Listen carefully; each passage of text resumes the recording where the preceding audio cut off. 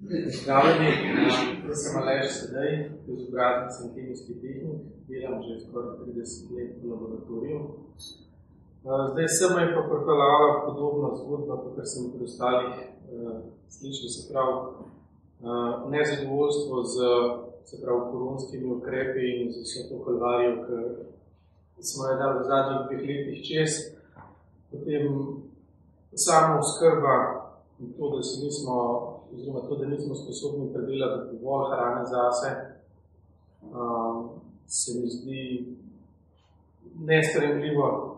Drugo, se pravi, tretjo je sistem izobraževanja, kjer z, bom rekel, učenjem na pamet in z milijoni podatki otroke filati in jih ne naučiti razmišljati svojo glavo, se mi zdi greh, če tako rečem. Tako da sem pa prišel do tega, da če se ne bomo postavili in začeli nekaj delati, se ne bo pač nič spremeniti.